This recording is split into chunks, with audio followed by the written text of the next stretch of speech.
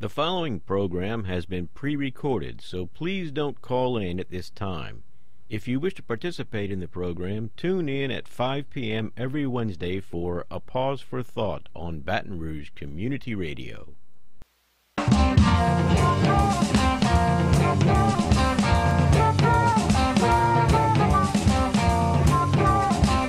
Good evening, fellow humans. This is Wayne Parker with A Pause for Thought here on Baton Rouge Community Radio, 96.9 FM here in Baton Rouge.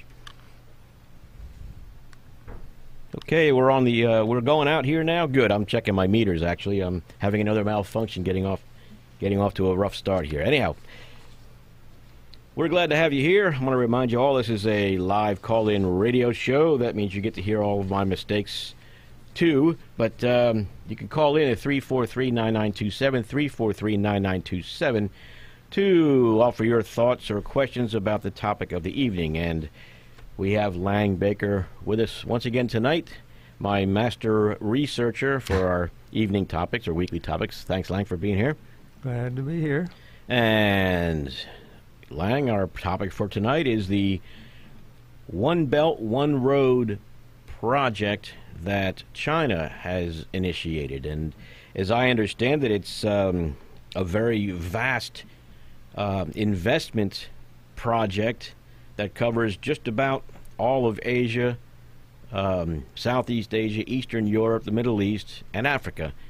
And its intention is just to make everybody rich, I guess, right? Something like that, I guess. But yeah, this is a real thing. I think it was proposed in 2013, right? That was when they started it, or that's where I heard the first. It was announced back in the fall of 2013, and then a couple of weeks ago they had a meeting in Beijing, a summit where leaders from a number of the participating countries gathered and discussed it further. And the next general gathering is supposed to happen in a couple of years, in 2019. Okay, and what I have here from... so this is a report from an investment company, McKinsey & Company. They're a managing consulting firm. They state here that the project aims to create the world's largest platform for economic cooperation, including policy coordination, trade and financing collaboration, and social and cultural cooperation. Through open discussion, OBOR, the One Belt, One Road project, can create benefits for everyone, he says. And it's going to consist of two main components, the Silk Road Economic Belt, and they say the 21st Century Maritime Silk Road. Yeah, from what I read, those are just to distinguish the part that happens through shipping on the seas and the overland routes, which there's supposed to be a half a dozen or so, connecting various parts of China with other parts of Asia, Africa, Europe, and Oceania, and South Asia. Corridor from northern China into eastern Russia, and from western China into western Russia, and one across Turkey going to Europe. I think China's working on financing and constructing a high-speed rail across the length of Turkey to connect with Europe. Yeah, there's something like 60 countries that are directly involved in it or somehow involved in the project. That's what I've seen. It's supposed to be 60 or more countries who in one level or another are supposed to be participating in it, representing something like 62% of the world's population and about 30% of the world's economic output. Yeah, now we were saying before we came on about, well, actually they call it the Silk Road too, I think, a Silk Road Economic Belt. But part of this is following the European routes of trade that were called the Silk Road a couple hundred years ago. Yeah, I think that's part of the symbolism of the way China's presenting it as a way that's for international relations based on trade and peaceful commerce as opposed to conquering armies and arms and war. That's part of the way that President of China was describing it in his address at the gathering that they had, the forum they had a couple of weeks ago. Yeah, and some of the things I've seen here too, they want to establish several links. I guess you said there were like 5. They said 6, and you found 5 that were actually. Yeah, they referred to it as 6 corridors, and a couple of maps I saw, I believe, showed 6 land-based corridors. The particular list I had in my printout only named 5 of them.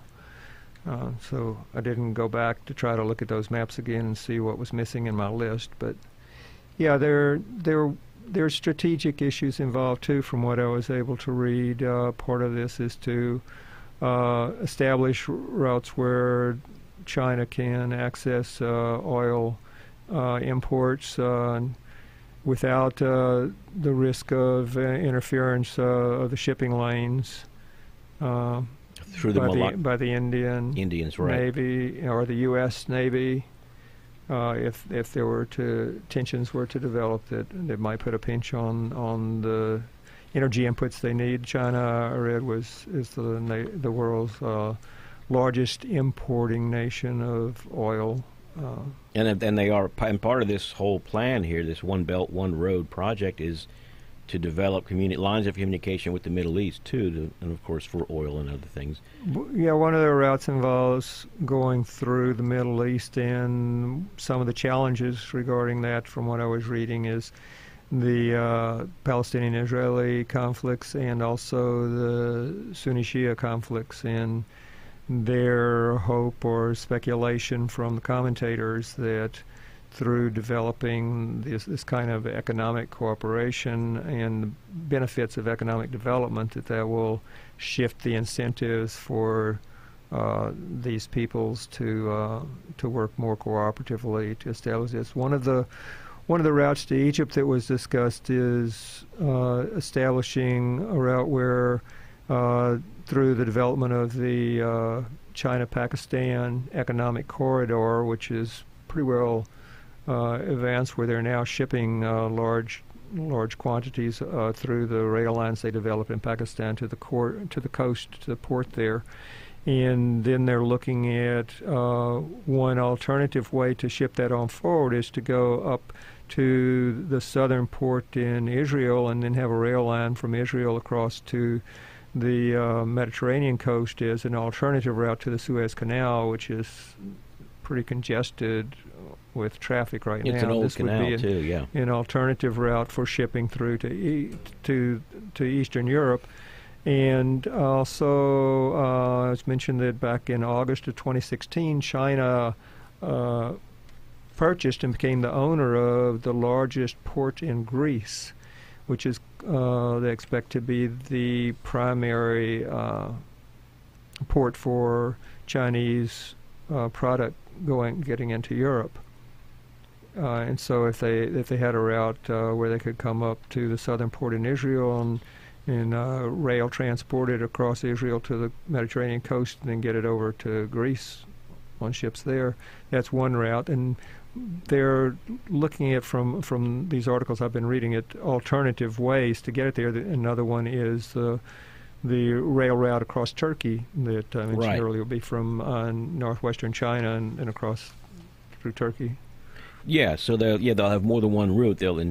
Right now, I guess to access all those areas, they have to go all the way down their east coast, around Malaysia, through the Malacca Straits, which is a big constricting point right there, and that's the one that they're vulnerable to. It's a potential, yeah. Yeah, and then across the Arabian Sea, the Indian Ocean. The Indian Ocean, yeah. So now with this project, they'll be able to come down through Pakistan to the Arabian Sea. And in fact, I read a few years back, and just read again and getting ready for the show, that China was instrumental in completely rebuilding the port at Guadalajara, and it's one of the largest container ship ports now in the world. Right. So there's a lot of trade already going through there. Right. So this road they're building, the railroads and highways down to the ocean there, will be a huge improvement for China and all the areas and along the way. And for Pakistani economic development too. You're right, but you mentioned how they have, the Palestinian-Israeli conflict in the Middle East, and all the instability in the Middle East is posing a threat to it. They also have instability in Pakistan also, where they've had to spend a lot of money, and the Pakistani government has spent a lot of money hiring security personnel to try to protect these projects and all that. It's interesting, though. We've in America's media, the U.S. has pretty much pulled completely out of Pakistan. Like, we're not doing anything there. And obviously that creates an opportunity for other developing economic powers to get in and take advantage of the situation. And I'm wondering if maybe we were so focused on containing things in Afghanistan and exploiting that country that we didn't care enough about Pakistan to really do any serious work there. You know, some of the commentators are saying that China's taking advantage of the Trump orientation of America first, and one of the slogans coming out is to make China great again. Yeah, well, that's a shame, but yeah, it's true, and it's what America has preached. The Western civilizations have preached for centuries: is, you know, free trade. It benefits everybody. And if you want to be difficult in trade, well, then someone else will come in and take it over from you. And look, lo and behold, you know, we pulled out of the Trans-Pacific Partnership, and immediately China began advancing. And of course, they already had this project in the works, though. But yeah, this has been going on for a while. Yeah.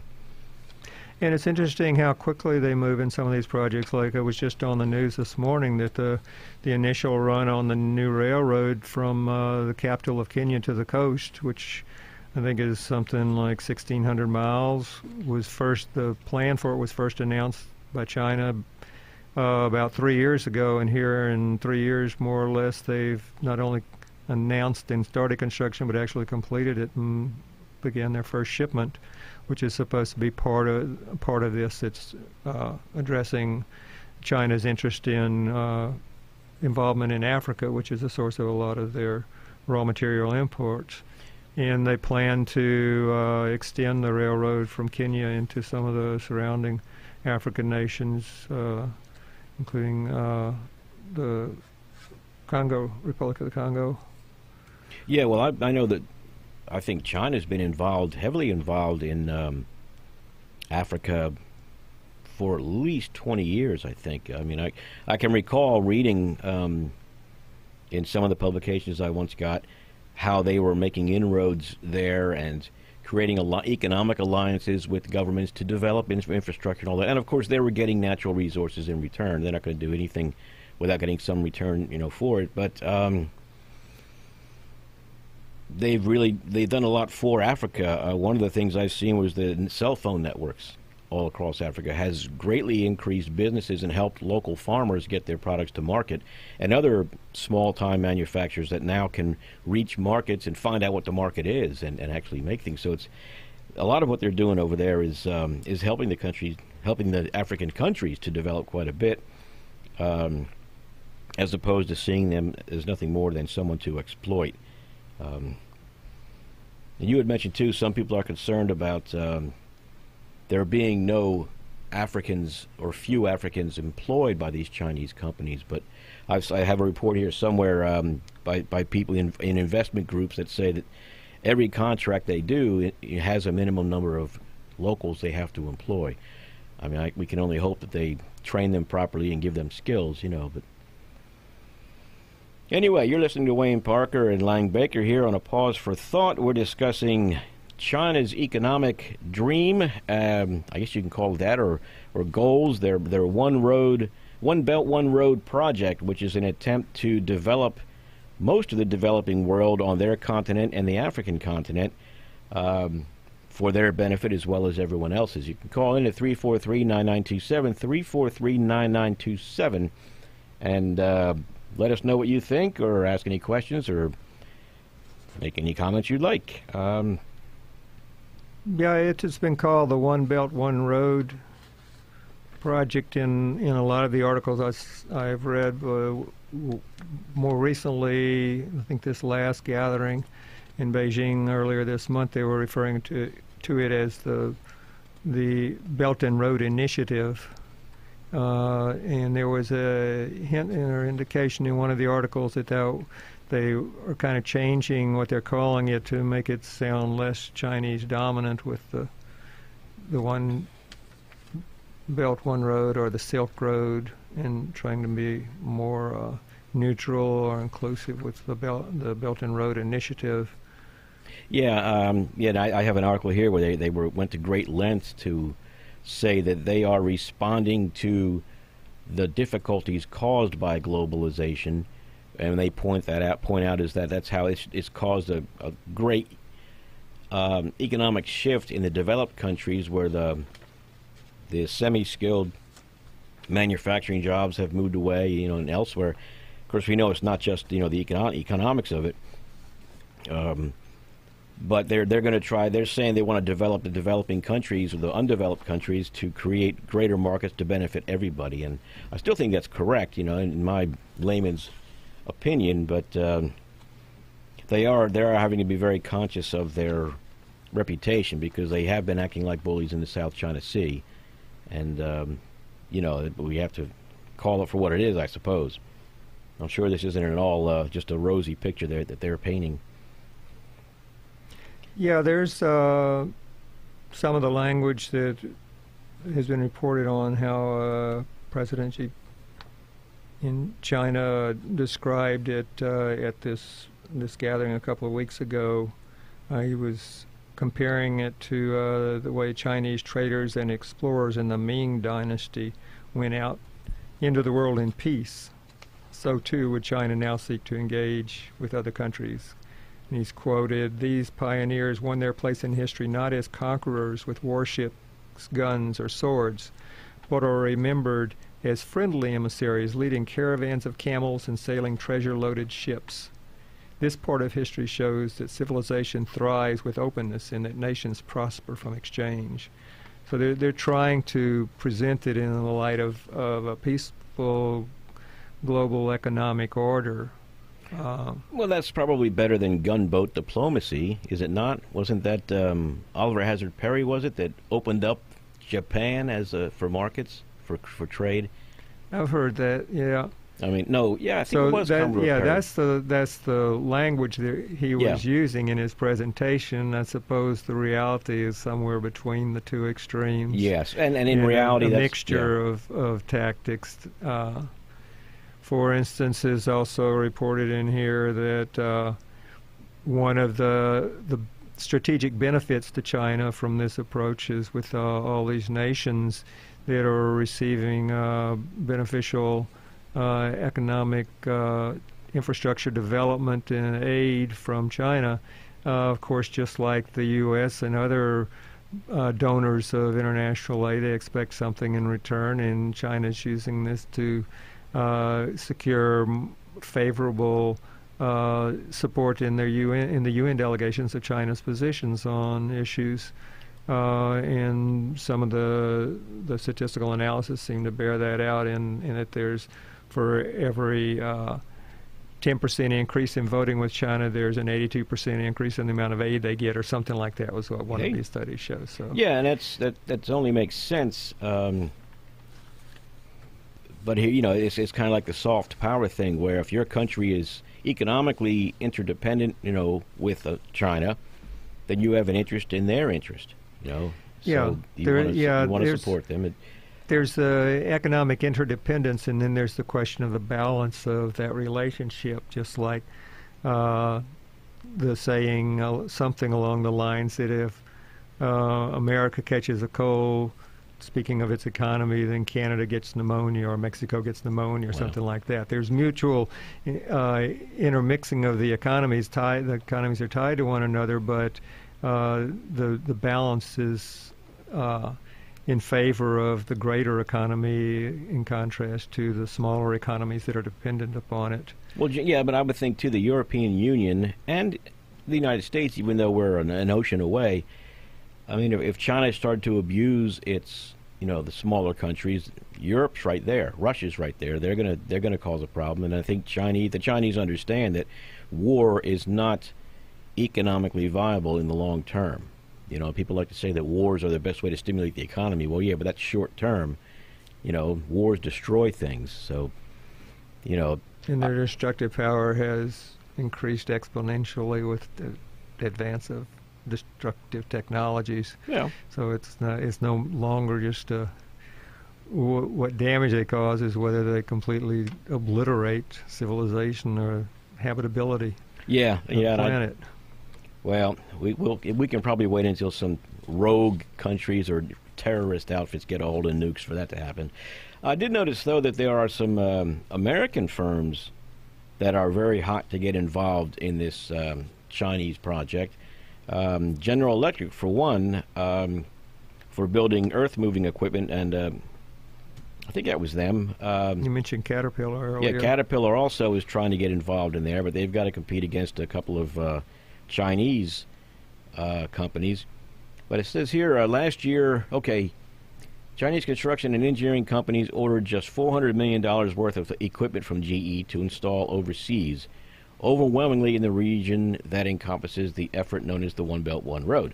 Last year, those orders totaled $2.3 billion, and GE plans to bid for an additional $7 billion in orders for natural gas turbines and other power equipment. So GE is getting in on the power plant construction, which the Chinese are doing all over the place, and that's not just in their own country. They're developing it in Eastern Europe also.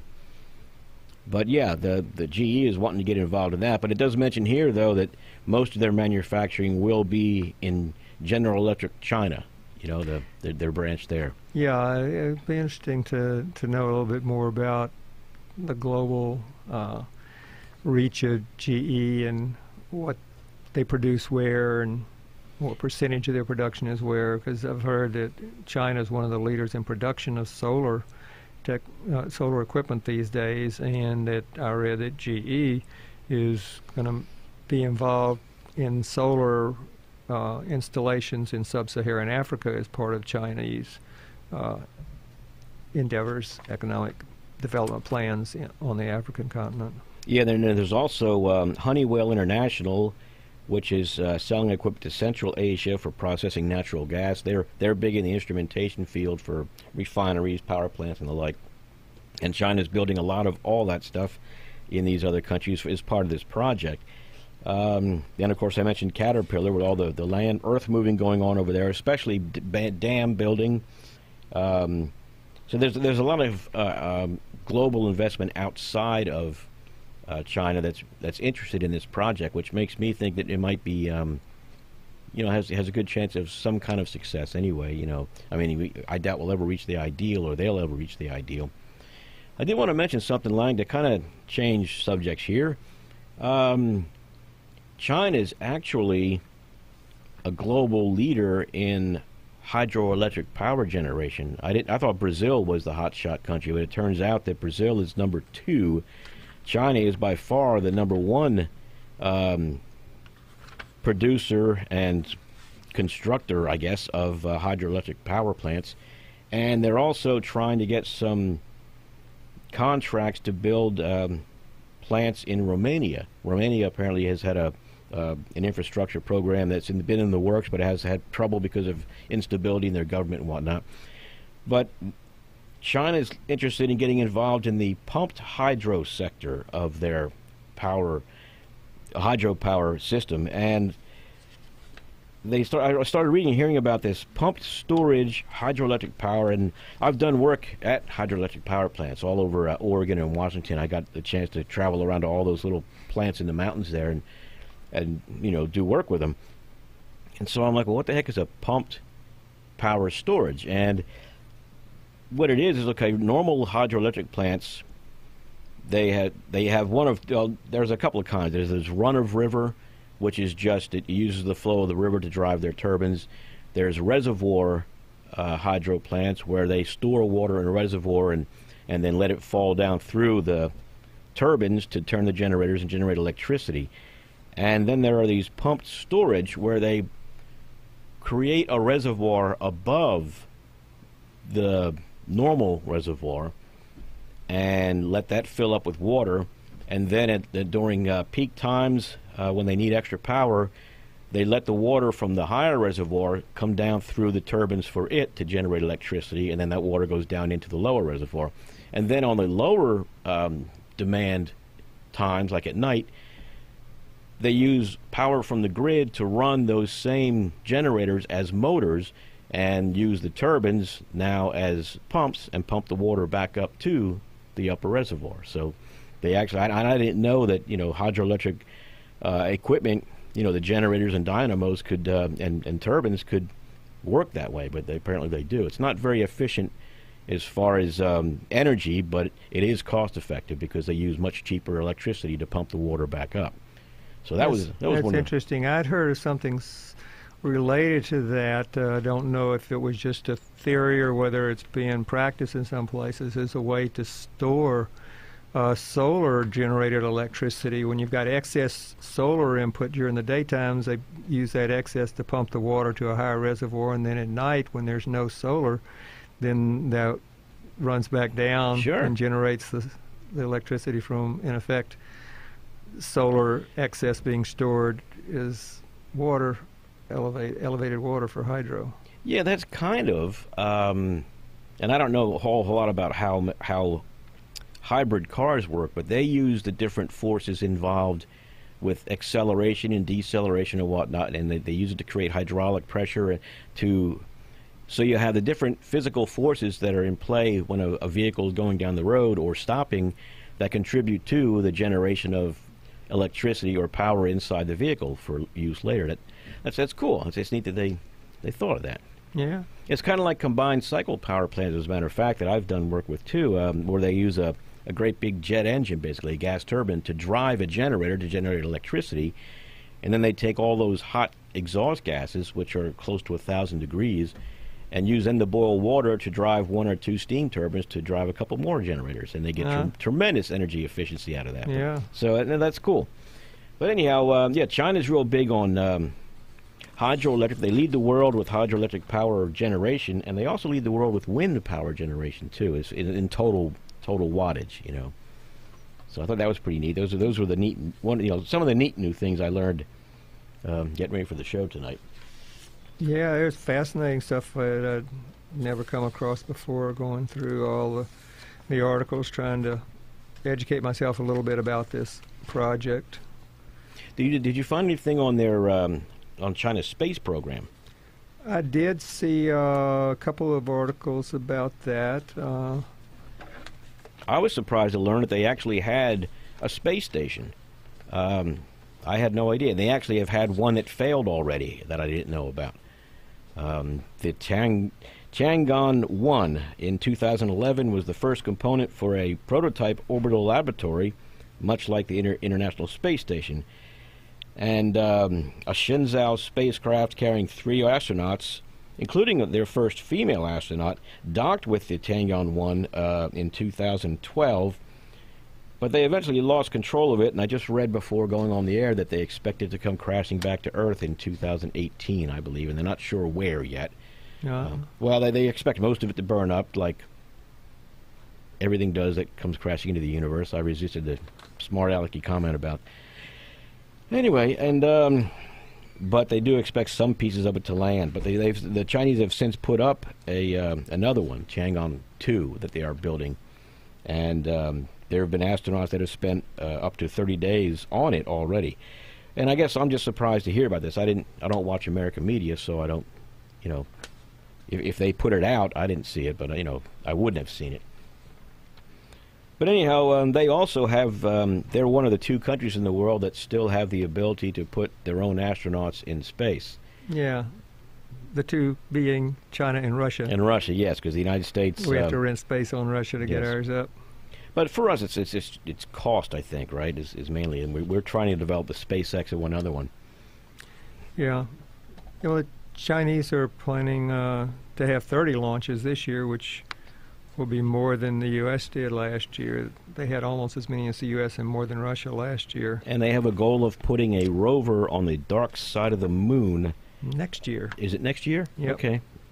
That's their goal. It'll be the first time that humans have done that. I don't know whether Martians ever did that back when there used to be Martians, if there ever were. But. Well, there might be aliens. I mean, we've been hearing lately that, there are aliens among us. But I don't know. Yeah, and Trump's trying to arrest them all. Yeah. Well, anyway, let's see. Anything else quickly to add? Well, in a couple more years after that, in 2020, they plan to land a rover on Mars. 2020? Or 2030? I thought that was 20. By 2030, they want to gather samples on Mars. Oh, okay. By 2020, they want to land a rover on Mars, according to what I read. And something that struck me, too, is they're doing it all on their own, as far as I know. Yeah. They're not using Western technology or anything, although I'm not sure of that. Well, I don't know what you call Western technology anymore these days. Well, that's true. I mean, it's been It's spread global around. technology. Yeah. Questions where they got it. Yeah, that's probably why they're able I mean, to go we got faster. ours from the Nazi scientists. So Well, our the spa- rocket technology, The rocket anyway, technology, that's what I'm referring to, which is Yep. the first stages of space technology. If you can't get anybody into space or any satellite into space without a rocket. Yep. Anyway, that looks like about it, Lang. Out of time again. Yeah, almost there. I'm going to try to blather a little bit before, long enough to keep from having last week's recording play over us. But we should probably go, I guess. You're listening to Wayne Parker, or have been listening to Wayne Parker and Lang Baker here on A Pause for Thought. We thank you for listening, and we got to go. You guys have a good night.